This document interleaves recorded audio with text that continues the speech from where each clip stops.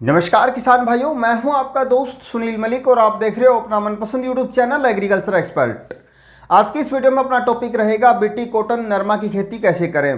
दोस्तों, इस साल किसानों का रुझान बीटी कॉटन की खेती की ओर ज़्यादा ही बढ़ा है, जिसके पीछे सबसे बड़ा कारण है किसानों को अच्छे भाव मिलना। क्योंकि अब की बार जिस तरीके से किसानों को भाव मिले हैं 12 से लगभग यूँ कहें कि 12 से 12,500 रुपये प्रति क्विंटल तक का भाव किसानों ने इस सीज़न में लिया है। तो ऐसे में किसानों को उम्मीद है कहीं ना कहीं अगले साल भी 8 से 10,000 के बीच में उनको भाव मिलेगा, जिसके चलते किसान भाई लगातार अपने ज़्यादा रकबे के अंदर जो बीटी कॉटन की बिजाई कर रहे हैं। तो वहीं पे कुछ किसान ऐसे भी हैं जो पिछले साल के पिंक बोलवर्म यानी गुलाबी सुंडी अटैक के चलते अब की बार नरमा बिजाई से परहेज कर रहे हैं और वो ऑप्शन के रूप में अरंडी गवार इत्यादि लगा रहे हैं। तो ऐसे में अपने आज की इस वीडियो में बात करेंगे कि किस प्रकार से किसान भाई बीटी कॉटन की खेती करें ताकि उनको जो पिंक बोलवर्म गुलाबी सुंडी का अटैक लास्ट ईयर आया था उससे कुछ हद तक बचा जा सके। इसमें अपने सबसे पहले बात करेंगे किस्म का चुनाव। तो दोस्तों, मैं आपको कहना चाहूँगा चाहे कोई भी फसल हो, किस्म का या वैरायटी का चुनाव हमेशा क्षेत्रवार यानी आपके क्षेत्र में मिट्टी और पानी की उपलब्धता कैसी है उसी के अनुसार करना चाहिए। अगर बात करें बीटी कॉटन नरमा में, इस साल ऐसी कोई नई भी टेक्नोलॉजी नहीं आई है जिसका यहाँ पर अपने पर्टिकुलर नाम ले सकें कि किसानों को वो वैरायटी लगानी चाहिए। तो मैं आपको यही कहूँगा जो भी वैरायटी आपके क्षेत्र में प्रचलित है उनमें से ही बेस्ट वैरायटी का चुनाव करें। खास बात का ध्यान ये रखें कि वो वैरायटी कम दिनों में पककर तैयार होने वाली हो। जैसे कि अगर बात करें तो राशि की 773 है, इसके अलावा नुजीवीडू सीड्स का नया बीज आया टैलेंट, और जैसे बात करें यूएस सीड्स का यूएस 91 है। तो ये कम दिनों में पककर तैयार होने वाली किस्में हैं और इनका उत्पादन भी पिछले सालों में काफ़ी अच्छा रहा है। तो आपको उन्हीं किस्मों का चुनाव करना है जो आपके क्षेत्र में अच्छे से भली भांति जानी जाती है, प्रचलित है, लेकिन आपको ध्यान सिर्फ ये रखना है कि वो कम दिनों में पककर तैयार होने वाली हो। इसके बाद में बात आती है कि बीटी कॉटन नरमा बिजाई का सबसे अच्छा समय कौन सा है। तो 15 अप्रैल से लेकर के 15 मई के बीच का सबसे सूटेबल टाइम है बीटी कॉटन फार्मिंग के लिए। तो इस दौरान किसान भाई जो बिजाई है बीटी नरमा की कर सकते हैं। तीसरे नंबर पे अपने बात आती है कि किसान भाई बीटी नरमा की बिजाई से पहले ज़मीन तैयारी के लिए क्या कुछ करें। तो सबसे पहले मैं आपको बताना चाहूँगा बीटी कॉटन नरमा की जड़ें वो है कम गहराई तक जाती है, यानी छोटी जड़ें होती है। तो ऐसे में आपको ये चीज़ का ध्यान रखना है कि आपको गहरी जुताई जरूर करनी है, यानी बिजाई के लिए तैयारी करते समय किसान भाई एक जो गहरी जुताई अवश्य करें जिससे कि ज़मीन के नीचे कठोर परत ना बने। और अगर मानसून काल के दौरान यानी बरसात के समय में अच्छी बरसात होती है तो ज़मीन के अंदर पानी ग्रहण करने की, पानी सोखने की क्षमता है वो अच्छी होगी, तो आपके खेत में पानी ठहरने की जो दिक्कत है वो नहीं आएगी, यानी जल भराव की स्थिति उत्पन्न नहीं होगी। तो ऐसे में किसान भाई एक जुताई गहरी अवश्य करें। उसके बाद कम से कम 7 से 10 दिन तक उसको धूप में यूं ही पड़ा रहने दें ताकि जो सूर्य से आने वाली पराबैंगनी किरणें हैं, हीट वेव्स हैं, वो अगर जाएगी तो ज़मीन में जितने भी हानिकारक कीड़े मकोड़े हैं वो नष्ट हो जाएंगे। उसके बाद आपको उस ज़मीन को अच्छे से तैयार करके एक गहरी सिंचाई करनी है, यानी भारी सिंचाई करनी है ताकि पानी अच्छे से ज़मीन में बैठे। और उसके बाद जब वो बत्तर आ जाए तो उसकी जुताई करके आपको भूमि को तैयार करना है। अब बात कर लेते हैं बीटी कॉटन बिजाई से पहले आपको कौन कौन सी खाद एवं फर्टिलाइज़र डालना है। तो यहाँ पर मैं आपको कहना चाहूँगा चाहे नरमा की खेती के अंदर आपको एक चीज़ का विशेष तौर पर ध्यान रखना है, डीएपी आपको प्रयोग नहीं करनी है। इसके लिए फास्फोरस तत्व की पूर्ति के लिए आपको सिंगल सुपर फास्फेट एसएसपी जिसे किसान भाई बोलते हैं 2 बैग लेने, यानी लगभग 100 kilo single super phosphate, 30 kilo urea, 15 kilo आपको डालनी है एमओपी यानी म्यूरेट ऑफ पोटास, और 10 से 15 किलो आपको डालना है जिंक सल्फेट। ये चारों चीज़ें आप भूमि की तैयारी करते समय पहले ही डाल दें। अब बात आती है इनका प्रयोग कैसे करना है। तो आप जो यूरिया और सिंगल सुपर फास्फेट दोनों को मिक्स करके आप छिंटा लगा सकते हैं ज़मीन में जुताई करने से पहले, लेकिन जो म्यूरेट ऑफ पोटास है और जिंक सल्फेट है इनकी आपको बिजाई करनी है। अब बात कर लेते हैं कि आपको बीज कितना काम में लेना है। बीटी नरमा की बिजाई के दौरान आपको 2 पैकेट बीज प्रति एकड़ के हिसाब से बिजाई करनी है। और एक चीज़ किसान भाई नोट कर लें, गांठ बांध लें कि बीज के अंदर जो भी नॉन बीटी की पैकेट आता है उसकी आपको खेत के चारों तरफ यानी मेड़ के किनारे किनारे 2 जो खूड है या 2 पंक्तियां जरूर लगानी है, जिससे कि उसमें कोई भी रोग व कीट आए तो सबसे पहले उसमें आए और किसान भाइयों को पता लग जाए कि हाँ अपने खेत में इस चीज़ का अटैक हो गया है, तो आप तुरंत प्रभाव से उसका जो है इलाज कर सको। इसके अलावा बात आती है खरपतवार नियंत्रण। बहुत सारे किसान भाइयों का ये कहना है कि हमारे खेतों में खरपतवार यानी घास फूस इतना ज़्यादा उगता है कि वो नरमे की उगती फसल को ही दबा लेता है।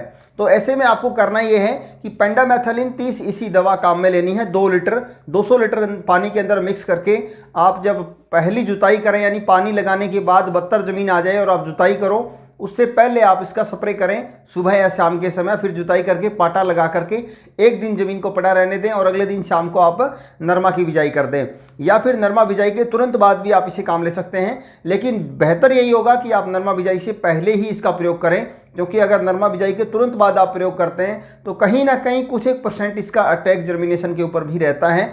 इसके बाद बात आती है कि नरमा की बिजाई कब करनी चाहिए। तो जैसा कि मैंने आपको पहले ही बताया, हमेशा सुबह या शाम के समय ही आपको बीटी कॉटन की बिजाई करनी है, और जहाँ तक हो सके शाम को ही करें।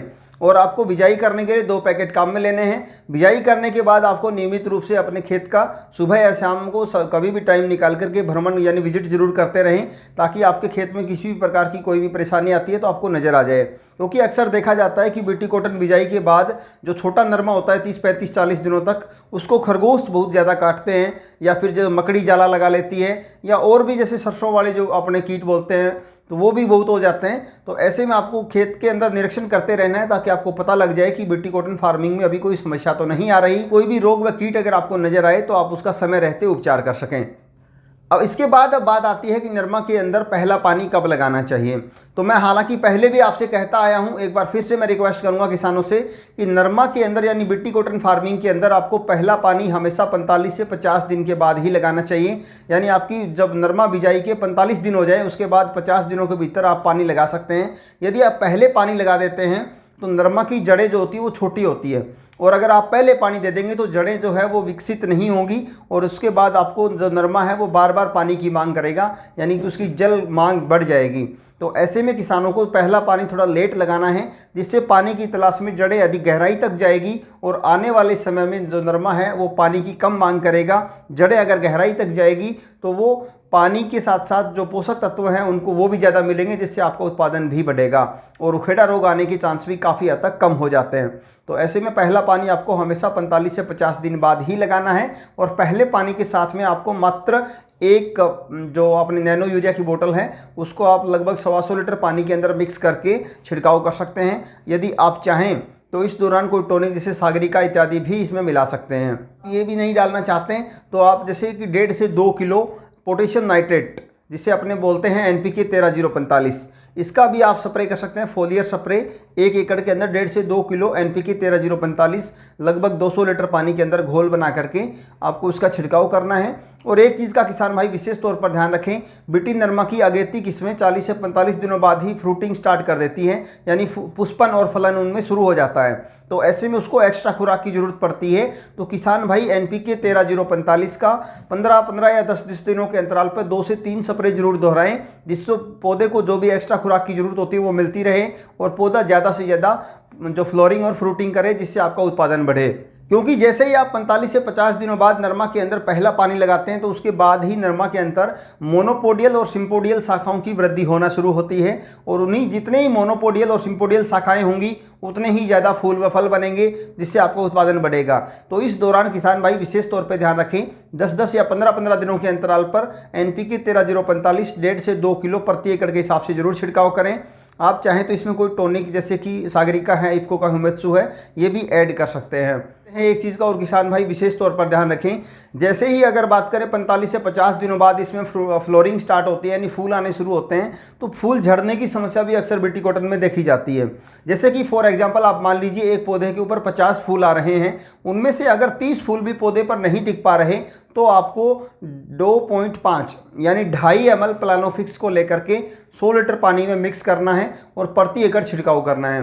मान लीजिए आपके 50 फूल आए और उनमें से 40 लग गए, 10 गिर गए, तो आपको कुछ नहीं डालना, क्योंकि ये एक नेचुरल प्रक्रिया है। जितने फूल आएंगे वो सारे कामयाब नहीं होंगे, कुछ झड़ेंगे ही।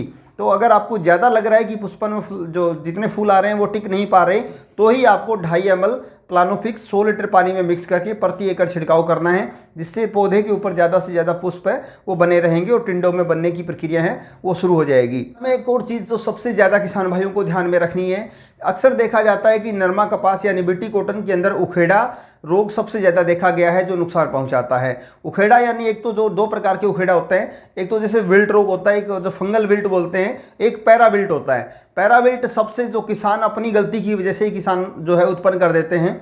अगर किसान भरी दोपहरी में सिंचाई कर देते हैं यानी आप 11 बजे से लेकर के 4 बजे के बीच में भरी दोपहरी में खेत में पानी लगाने से आपको बचना है। यदि आप ऐसा करेंगे तो पैरा विल्ट आएगा ही डेफिनेटली। लेकिन अगर समय रहते इसका उपचार किया जाए तो इसकी आप वापसी कर सकते हैं, इसकी रीग्रोथ हो सकती है, रिकवरी हो सकती है।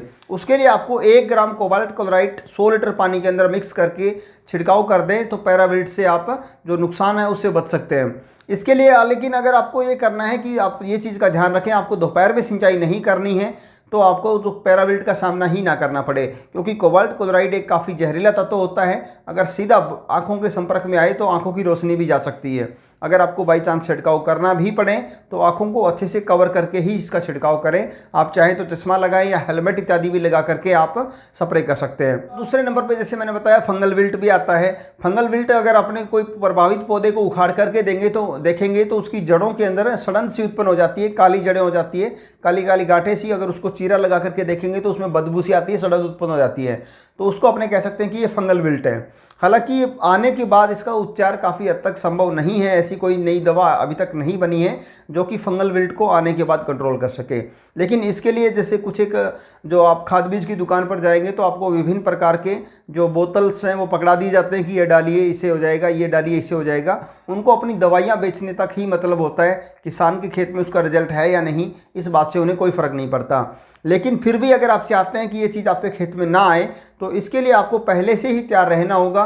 जब आप पहली सिंचाई करते हैं तो इससे पहले आपको 15 दिन पहले ही जो ट्राइकोडर्मा विरिडी है, ट्राइकोडर्मा हेर्जिम है, इन दोनों का ही यदि आप उपयोग कर लेते हैं, जैसे कि 100 किलो आप वर्मी कंपोस्ट लें या गोबर की खाद लें, उसमें 1 लीटर या 1 किलो ट्राइकोडर्मा, जो दोनों प्रजातियां मैंने आपको बताई, उनको अलग अलग आप पेस्ट जो उसका बढ़ा सकते हैं, इनको अपन जैसे कल्चर बना सकते हैं। तो इनको 100 किलो के अंदर आपको डालना है। उसके बाद उसको हल्की नमी दे करके और ऊपर सूती जो अपने टाट वाली बोरी आती है जूट वाली, उनको डाल करके और पानी का छिड़काव करते रहें और बीच बीच में 2 या 3 बार उसको अच्छे से मिक्स करके पलट दें, जिससे वो नीचे वाली है वो ऊपर आ जाए और ऊपर वाली है वो नीचे चली जाए।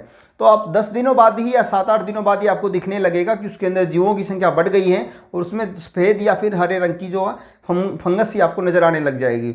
उसके बाद जब भी आप पहला पानी लगाएं, ठीक उससे पहले सुबह या शाम के समय आप उसका छिड़काव करके और आप उसमें त्रिफाली निकालें या सीलर निकालें, यानी जुताई करके उसके बाद पानी लगा दें, जिससे वो जितने भी जीव आपने तैयार किए हैं वो पौधों की जड़ों में चले जाएंगे और जो आपका फंगल विल्ट आने के चांस काफ़ी हद तक कम हो जाते हैं। या फिर आप चाहें तो जो मोठ की खेती इसके साथ में कर सकते हैं। मोठ की जड़ों में भी जो जीवाणु पाए जाते हैं जो कि उखेड़ा के जीवाणुओं को खा करके उन्हें नष्ट कर देते हैं। तो ये जो मैंने आपको ट्रीटमेंट बताया ये बायोलॉजिकल ट्रीटमेंट है, इसमें आपको कोई एक्स्ट्रा खर्च भी नहीं करना पड़ेगा। ज़मीन की जो गुणवत्ता है उसमें भी कोई प्रभावित नहीं होगी, यानी आपको किसी भी प्रकार का जहर या केमिकल नहीं डालना पड़ेगा। हालांकि यदि मार्केट से आप लेकर के आते हैं तो उनका कोई रिजल्ट आपको नहीं मिलता और आपने ज़मीन के अंदर जो मित्र जीव हैं, मित्र कीट हैं, उनको भी आप साथ में मार देते हैं। इसके अलावा अगर किसी भी खेत में जैसे दीमक का भी अटैक हो जाता है तो इसके लिए आप क्लोरोपाइरीफोस या कोई भी अन्य दवा है उसका उपयोग कर सकते हैं। लेकिन एक चीज़ का विशेष तौर पर ध्यान रखें, दीमक को कभी भी मारा नहीं जा सकता।